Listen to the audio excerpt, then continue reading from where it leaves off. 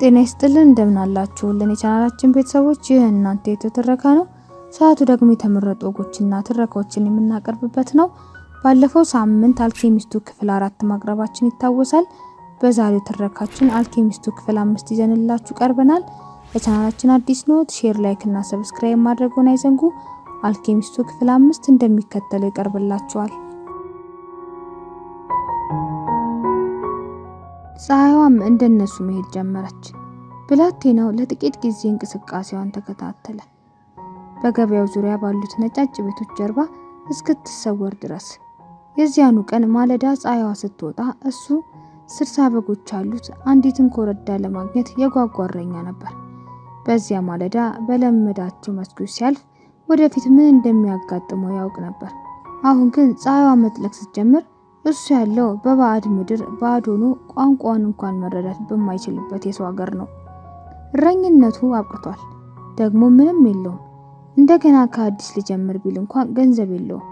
ይህ ሁሉ የሆነው ጀንበር ወጥታ እስክትጠልቅ ባለው ጊዜ ነው ብሎ አሰበ። ለራሱ አዘነ። ህይወቱ በድንገት በአስከፊ ሁኔታ በመለዋወጡም ሰቆቃውን ከፋበት። ማልቀስ በመፈለጉ ፍረት ተሰማው። በበጎቹ ፊት እንኳን አንብቶ አያውቅም። ነገር ግን ገበያው ባዶ ነው። ስለዚህ ያነባው እግዚአብሔር ፍርዱን ስላለማስተካከሉና በህልማቸው የሚያምኑ ሰዎች የሚቀጣው በዚህ መንገድ ስለመሆኑ ነው። ከበጎቼ ጋር እያለሁ ደስተኛ ነበርኩ። በዙሪያዬ ያሉትንም አስደስታቸው ነበር። ስወጣ ያዩኝ ሰዎች በደስታ ይቀበሉኝ ነበር ብሎ አሰበ። አሁን ግን የከፋኝ ብቸኛ ነኝ። አንድ ሰው ከርቶኛል። ምሬቴ ሊበዛና ሰው ማመኔም ሊጠፋ ነው። ድብቅ ሀብቴን አላገኘውምና ድብቅ ሀብታቸውን ያገኙ ሰዎችን መጥላቴ ነው። ዓለም መጨበጥ የሚያስችል አቅም ስለሌለኝ ባለኝ ትንሽ ነገር ተወስኜ ልቀርም ነው። የተረፈውን ንብረቱን ለማየት ቦርሳውን ከፈተ። መርከቡ ላይ ሲበላው ከነበረው ሳንዱች የተረፈ ያገኝ ይሆናል። ማግኘት የቻለው ግን ከባዱን መጽሐፍ፣ ጃኬቱንና አረጋዊ የሰጡት 2 ድንጋዮችን ብቻ ነው። ድንጋዮቹን ሲመለከት በሆነ ምክንያት እፎይታ ተሰማው። 6 በጎቹን ከወርቅ ከተሰራው የደረት ጥሩር ውስጥ በወጡ 2 ውድ ድንጋዮች ቀይሯቸዋል። ድንጋዮቹን ሸጦ የመመለሻ ትኬት መግዛት ይችላል። አሁን ግን የበለጠ ብልጥ መሆን አለብኝ ብሎ አሰበ። ድንጋዮቹን ከቦርሳ ወጥቶ ኪሱ ውስጥ እየጨመራቸው ይህ የወደብ ከተማ ነው። እናም ጓደኛው የነገረውን ብቸኛው ሀቅ እዚህ ከተማ ሌቦች መብዛታቸው ነው።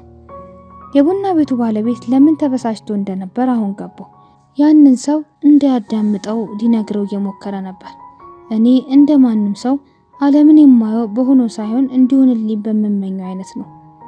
ጣቶቹን በድንጋዮቹ ላይ በዝግታ እያመላለሰ ሙቀት፣ ቅዝቃዜያቸውንና መለስለስ መሻከራቸውን ይመረምር ገባ።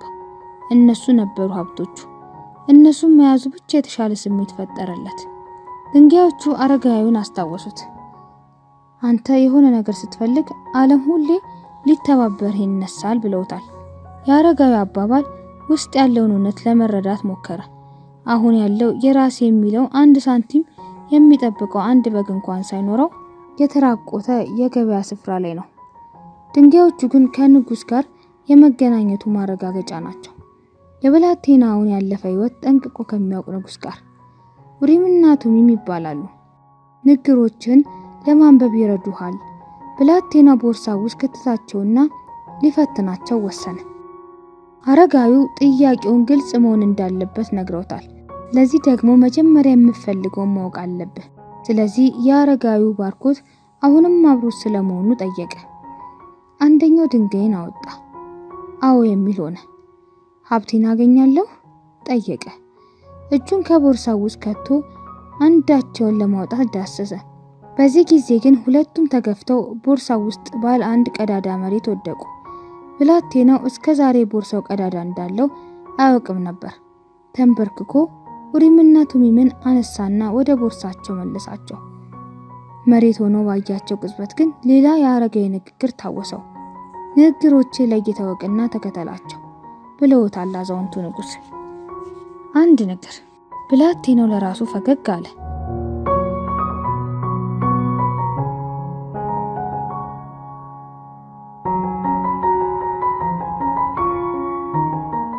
ድንጋዮቹን ወደ ቦርሳው መለሳቸው። ቀዳዳውን መጠገን አላሳሰበውም። ድንጋዮቹ በፈለጉ ጊዜ ሊወርቁ ይችላሉ። ሰዎች ከዕጣ ፈንታቸው እንዳይርቋቸው ሲባል ሊጠይቋቸው የማይገቡ ጥያቄዎች እንዳሉ ተምሯል። የራሴን ውሳኔ ለመወሰን ቃል ገብቻለሁ። የራሱ ጆሮች ብቻ ሊሰሙት የሚችሉት ድምፅ ተናገረ። ነገር ግን ድንጋዮቹ አረጋዊ አሁንም አብረውት እንዳሉ ነግረውታል። ይህ ደግሞ የበለጠ ልበ ሙሉ አደረገው። ባዶን የገበያ ስፍራ በድጋሚ ተመለከተው። አሁን ተስፋ መቁረጡ ቀንሷል። ይህ ባዕድ ምድር ሳይሆን አዲስ ምድር ነው። ለነገሩ እሱም ሁልጊዜ የሚፈልገው አዳዲስ ስፍራዎችን ማወቅ ነው። ፒራሚዶቹ ጋር ባይደርስ እንኳን ከሚያውቃቸው ሁሉ እረኞች የበለጠ ርቆ ተጉዟል። ምን 2 ሰዓት በመርከብ ተጉዘው የሚያጋጥሟቸውን የተለያዩ ነገሮች ባወቁ። የእሱ ዓለም ለጊዜው ባዶ የገበያ ስፍራ ቢሆንም በህይወት ተሞልቶ አይቶታል። ያየውን ፈጽሞ አይዘነጋውም። ጎራዴዋን አስታወሳት። ስለ እሷ ማሰብ በጥቂቱ ስሜቱን ጎዳው። ነገር ግን እሷን የመሰለ ጎራዴ ከዛሬ በፊት አይቶ አያውቅም። እነዚህን ሀሳቦች እያብሰለሰለ ራሱን እንደ አንድ በሌባ የተዘረፈ ምስኪን ወይም ሀብት ፍለጋ እንደሚጓዝ ጀብደኛ መቁጠር እንዳለበት ሊመርጥ እንደሚገባ ተገነዘበ። እኔ ሀብት ፍለጋ የመጣው ጀብደኛ ነኝ አለ ለራሱ። የሆነ ሰው ቀሰቀሰው። ገበያዋ መሃል እንቅልፍ ጥሎት ነበር። አሁን ደግሞ አካባቢው ነፍስ እየዘራ ነው። ቀና ብሎ ዙሪያውን ተመለከተ። በጎቹን ባይኑ እየፈለገ ወዲያው ግን አዲስ ዓለም ውስጥ እንዳለ አስተዋለ። በማዘን ፈንታ ተደሰተ። ለበጎቹ ምግብና ውሃ ፍለጋ መንከራተት አይጠበቅበትም። ይልቁንም ሀብት ፍለጋ ይሄዳል። ኪስ ውስጥ ሽራፊ ሳንቲም ባይኖርም እምነት አለው። በመጻሕፍት እንደሚያደንቃቸው ጀብደኞች ለመሆን ተወስኗል። በገበያው መሃል ዝግ ብሎ ተጓዘ። ነጋዴዎቹ መደቦቻቸውን እያበጃጁ ነው። ልጁም አንዱን ከረሜላ ሻጭ በማበጃጀቱ ስራ አገዘው። ከረሜላ ሻጩ ፈገግተኛ ነው፣ ደስተኛ ነው። የህይወቱ ዓላማ ገብቶታል። ስለዚህ ስራ ለመጀመር ዝግጁ ነው። የነጋዴው ፈገግታ ምስጢራዊውን አረጋዊ ንጉስ አስታወሰው። ይህ ከረሜላ ሻጭ ከረሜላ የሚሰራው መስራት የሚፈልገው ይህንኑ በመሆኑ ነው ብሎ አሰበ። ብላቴናው አዛውንቱ እንዳደረጉት እሱም አንድ ሰው ወደ ዕጣ ፈንታው መቃረብ አለመቃረቡን መረዳት እንደሚችል ተገነዘበ። ሰውየው በማየት ብቻ ቀላል ነው፣ ሆኖም ከዚህ በፊት ሞክሬ አላውቅም ሲል አሰበ። መደቡ ከተስተካከለ በኋላ ከረሜላ ሻጩ በዚያ ጠዋት መጀመሪያ የሰራትን ጣፋጭ ለብላቴናው ሰጠው። ብላቴናው አመስግኖት እየበላ ወደ መንገድ ገባ። ትንሽ ርቀት እንደሄደ የነጋዴው መደብ እየዘረጉ ያለ 2 ሰዎች አንደኛውን በስፓኒሽ ሌላኛውን ደግሞ በአረብኛ ይነጋገሩ እንደነበር አስታወሰ። ደግሞ ሙሉ በሙሉ ተግባብተው ነበር። የቃላት ጥገኛ ያልሆነ ቋንቋ መኖር አለበት ብሎ አሰበ። ብላቴናው እሱ ራሱ ከበጎቹ ጋር ሲያደርገው ኖሯል። አሁን ደግሞ ሰዎች ሲጠቀሙበት አጋጠሙ። ብዙ አዳዲስ ነገሮች እየተማረ ነው። አንዳንዶቹን ቀድሞ ቢያውቃቸውም አስቦባቸው አያውቅም ነበረ። አስቦባቸው የማያውቀው ደግሞ ስለለመዳቸው ነው። እንዲህ አሰበ። ይህንን ቃላት የልሽ ቋንቋ መረዳት ከቻልኩ ዓለምን መረዳት እችላለሁ። ዘና ረጋ ብሎ በታንጌር ጠባብ ጎዳናዎች ለማለፍ ወሰነ። ንግግሮችን ማንበብ የሚችለው በዚህ መንገድ ብቻ ነው። ብዙ ትዕግስት እንደሚያስፈልግ ያውቃል። እረኞች ደግሞ መታገዝን ተክነውበታል። አሁንም በዚህ ባዕድ መሬት የሚጠቀምበት እውቀት ከበጎቹ ከተማረው መሆኑን አስተዋለ። ሁሉም ነገር አንድ ነው ብለዋል አረጋዊው።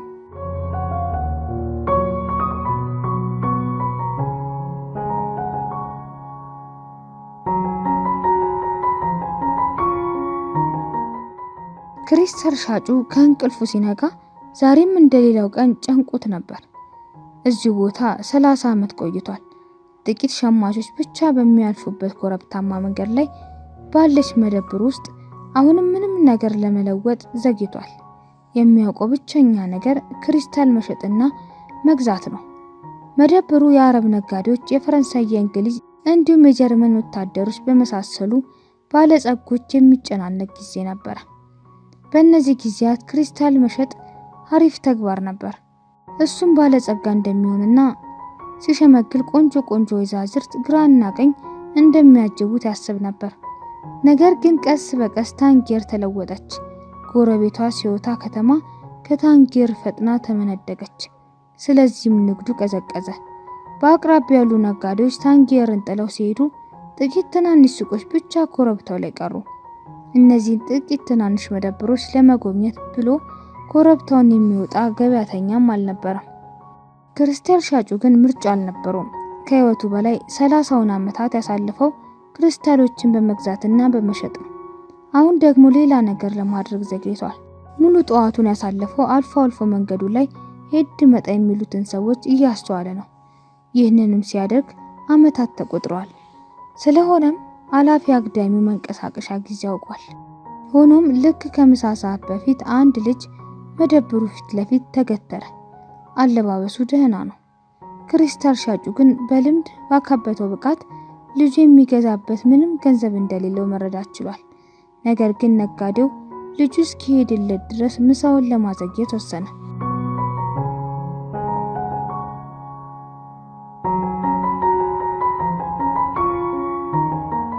በሩ ላይ የተሰቀለ አንድ ካርቶን መደብር ውስጥ አያሌ ቋንቋዎች እንደሚነገሩ ያስታውቃል።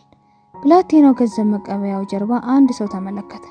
መስኮቱ ላይ ያሉትን ጠርሙሶች ሊወለውላቸው ይችላል አለ ብላቴናው። በዚህ ሁኔታቸው ማንም ሊገዛቸው ፍላጎት አይኖረውም። ሰውየው በጸጥታ ተመለከተው። አንተ ደግሞ በለውጡ የሚበላ ነገር ትሰጠኛለህ።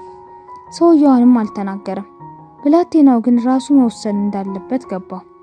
ቦርሳው ውስጥ ጃኬቱ አለ። በረሃ ውስጥ ደግሞ ጃኬት አያስፈልገውም። ስለዚህ ከቦርሳው ወጣውና ጠርሙሶቹ መወልወል ጀመረ።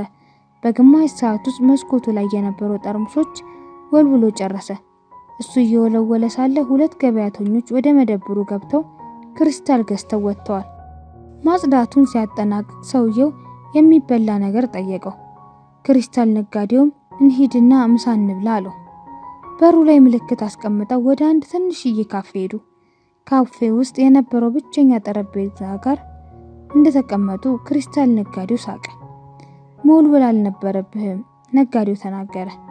ቅዱስ ቁርአን የተራበን ሰው እንድንመግብ ያስገድደናል። ታዲያ ስወለውል ለምን ዝም አልከኝ? ጠየቀው ብላቴናው። ምክንያቱም ክሪስታሎቹ ቆሽሸው ነበር። እኔና አንተ ደግሞ ከአእምሮአችን ካሉታዊ ሐሳቦች ማጽዳት አለብን። እየበሉ እያለ ነጋዴው ወደ ብላቴናው ዞሮ መደብሬ ውስጥ ብትሰራ ደስ ይለኛል። አንተ እየሰራ እያለ ሁለት ገዢዎች መጥተው ነበር። ዛሬ ይሄ ደግሞ ጥሩ ንግር ነው አለው። ብላቴናው በበኩሉ ሰዎች ስለ ንግር ብዙ ያወራሉ፣ ሆኖም የሚሉትን አያውቁም። ልክ እኔ ከበጎቼ ጋር ቃላት አልባ ቋንቋ መግባባቴን ሳልረዳ እንደቆየሁት ማለት ነው ብሎ ማሰብ። እኔ ጋር ተቀጥረ መስራት ትፈልጋለህ? ነጋዴው ጠየቀ። ዛሬ ልሰራልህ እችላለሁ፣ ብላቴናውም መለሰ። ሌቱን ሙሉ ጎህ እስኪቀድ ድረስ መደብሩ ውስጥ ያሉትን ሁሉንም ክሪስታሎች አጸዳልሃለሁ። በምላሹ ነገ ግብጽ የሚሄድበትን ገንዘብ ያስፈልገኛል። ነጋዴው ሳቀ። ክሪስታሎቹን አመት ሙሉ ብታጸዳ እንኳን እያንዳንዱን ሸጠህልኝ ጥሩ ጉርሻ ብታገኝም እንኳን ግብጽ ለመግባት ተጨማሪ ገንዘብ መበደር ይኖርብሃል። በዚህና በግብጽ መካከል በሺህ የሚቆጠሩ ኪሎሜትሮች የሚረዝም እልም ያለ በረሃ ይጠብቃል። ለጥቂት ጊዜ ያህል ከተማዋ ያንቀላፋች እስኪመስል ድረስ የሚከብድ ጸጥታ መሃላቸው ሰፈነ። ከገበያው ቦታ የሚወጡ ድምጾች፣ ከነጋዴው የሚሰማ ክርክር፣ ማማው ላይ ወጥተው የሚቀዱት ሰዎች ዝማሬ የለም። ተስፋ የለም፣ ጉዞ የለም። አረጋዊ ንጉስ ወይም እጣ ፈንታውም የለም። ድብቅ ሀብትም የለም። ፒራሚዶቹም የሉም። የብላቴናው ነፍስ ጭጭ ብላለችና ዓለም ሁሉ ጭጭ ያለ መሰለው።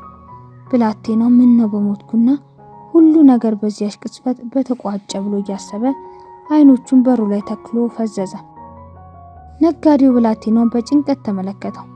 ጠዋት ያየው ደስታ በሙሉ ድንገት ጠፍቷል። ወደ ሀገር መመለስ የሚያስችል ገንዘብ ልሰጥህ እችላለሁ አለ ክሪስታል ነጋዴው። ብላቴናው ምንም አላለም። ተነሳና ልብሱን አስተካክሎ ቦርሳውን አነሳ። አብሬ እሰራለሁ አለ በመጨረሻ። ከሌላ ረጅም ዝምታ በኋላ ደግሞ ቀጠለ። ጥቂት በጎች ለመግዛት ገንዘብ ያስፈልገኛል።